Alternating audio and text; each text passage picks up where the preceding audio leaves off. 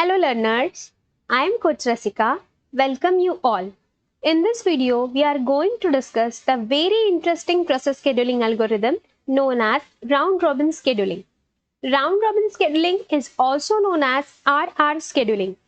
It belongs to primitive scheduling category only. It does not support non-primitive type of category.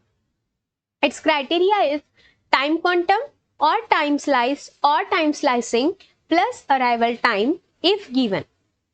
Time quantum means specific interval of time जो given होता है example में, और उतने ही time of amount के लिए हम प्रोसेस को एग्जीक्यूट करवा सकते हैं. उससे ज्यादा टाइम ऑफ इंटरवल के लिए हम उससे एग्जीक्यूट नहीं करवा सकते. Let's see the example first. Consider the process and calculate the turnaround time, waiting time by round robin scheduling. Its criteria is time quantum is equals to 2 unit. Time quantum हमेशा example में given होता है. यहाँ पे कितना given है? 2 unit. 2 unit of time से हम प्रोसेस को एग्जीक्यूट नहीं करवा सकते. 2 यूनिट ऑफ टाइम से ज्यादा, उससे कम है तो एग्जीक्यूट करवा सकते हैं. This is the example. In this example, 5 processes are here, P1 to P5, arrival time and burst time is given. In round robin scheduling algorithm, we have to maintain ready queue with the Gantt chart. Ready queue को भी maintain करना पड़ता है. Ready queue means CPU में कौन सी process arrive हो चुकी है वो होता है ready queue. And Gantt chart जो डायग्रामेटिकल रिप्रेजेंटेशन होता है हमारे प्रोसेसेस का. तो at 0 लेवल और 0 अमाउंट ऑफ टाइम कौन सा प्रोसेस अराइव हो चुका है सीपीयू में? Only process P1. तो पहले रेडी क्यू में कौन सा प्रोसेस आएगा? P1. तो हम एग्जीक्यूट भी सबसे पहले किसको करवाएंगे? प्रोसेस P1 को. बट उसका बर्स्ट टाइम कितना है? 5 यूनिट. और टाइम क्वांटम कितना गिवन है? 2 यूनिट. तो P1 को हम कंप्लीटली एग्जीक्यूट नहीं करवा सकते. Only for 2 unit of time हम P1 प्रोसेस को एग्जीक्यूट करवाएंगे. तो यहाँ पे अराइवल टाइम है 0, प्रोसेस एग्जीक्यूट करवाएंगे P1 for only 2 unit of time. तो यहाँ पे आया है 2 और यहाँ पे 5 - 2 कितना हो जाएगा? 3. तो अभी भी 3 यूनिट ऑफ टाइम के लिए प्रोसेस P1 का एग्जीक्यूशन हमारा बाकी है. But before that at 2 unit of time how many process are arrived in the ready queue? कितनी प्रोसेस अराइव हो चुकी है? P2 भी अराइव हो चुका है अभी और P3 भी अराइव हो चुका है. तो पहले ये दोनों प्रोसेस को हमें एग्जीक्यूट करवाना पड़ेगा. तो P1 के बाद कौन सा प्रोसेस आ चुका है रेडी क्यू में? P2 आ गया है.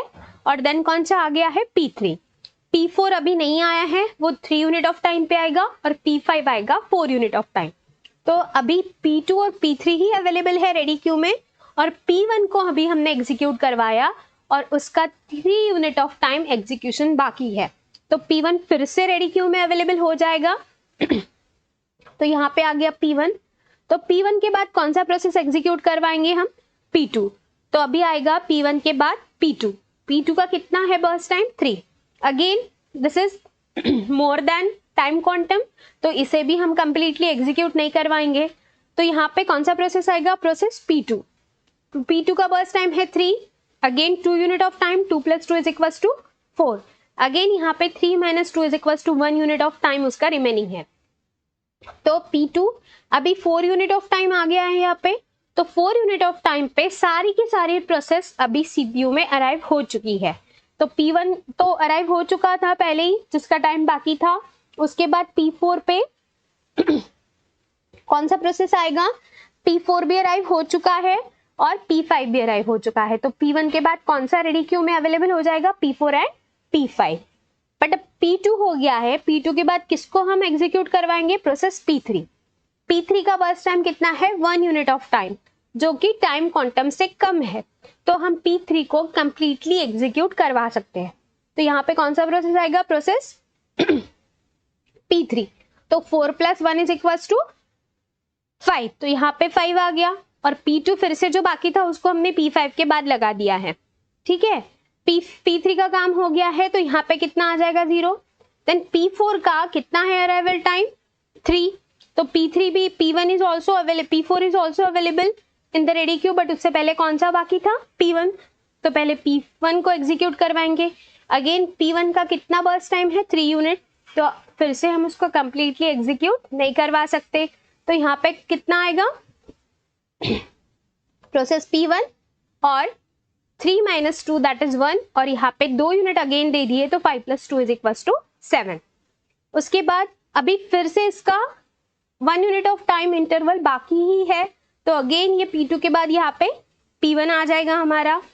P1 हो गया, P4 प्रोसेस, उसका टाइम क्वांटम है 2 which is equal to its burst time, तो बर्स्ट टाइम और टाइम क्वांटम सेम है, तो P4 को हम कंप्लीटली एग्जीक्यूट करवाएंगे। यहाँ आ गया P4, उसका बर्स्ट टाइम है 2, तो 7 प्लस 2 इज इक्वल्स टू 9, तो ये P4 यहाँ पे क्या हो जाएगा 0, क्योंकि उसका काम खत्म हो गया है, एग्जीक्यूशन कंप्लीट हो चुका है।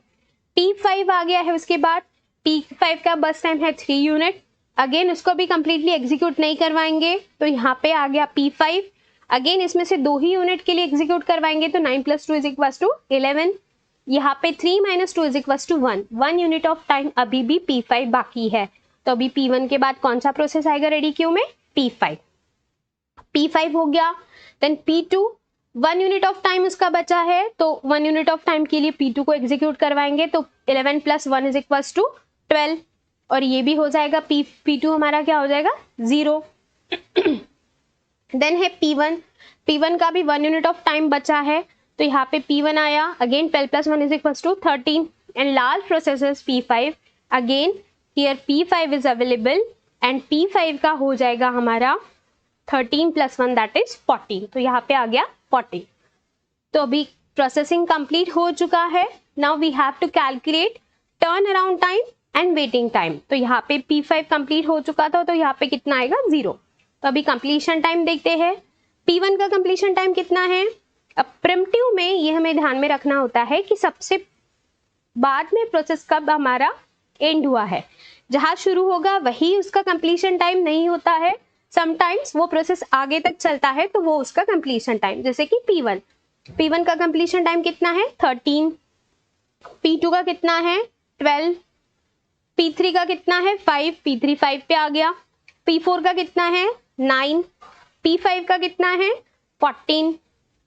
Turn around time formula is completion time minus arrival time, तो 13 minus 0 is equals to 13, 12 minus 1 is equals to 11, 5 minus 2 is equals to 3, 9 minus 3 is equals to 6, and for process P5, 14 minus 4 is equals to 10.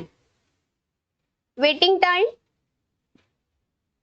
turn around time minus burst time, तो turn around time तो ये है, but primitive process में initial वाला ही burst time आप use करोगे, जो minimise करके आया है उसे यूज नहीं करना है, तो कौन सा कंसिडर करेंगे ये, तो 13 minus 5 is equals to 8, 11 minus 3 is equals to again 8, 3 minus 1 which is the burst time for process P3, 2, 6 minus 2 is equals to 4, and for P5 process 10 minus 3 is equals to 7. and response time, first time CPU जब मिलता है किसी भी process को minus arrival time, P1 को सबसे पहले कब मिला है CPU 0, तो 0 minus 0 0, P2 को कब मिला 2, तो 2 minus 1 is equals to 1, P3 को कब मिला 4, 4 minus 2 is equals to 2, then P4 को कब मिला है 7 यूनिट ऑफ टाइम पे, तो 7 minus 3 is equals to again 4, P5 को कब मिला first time CPU 9 unit of time, तो 9 minus 4 is equals to 5. So this is the solution for round robin scheduling algorithm in operating system. Hope you all understand this. Thanks for watching. Do like, share and subscribe the channel. Keep learning and stay connected.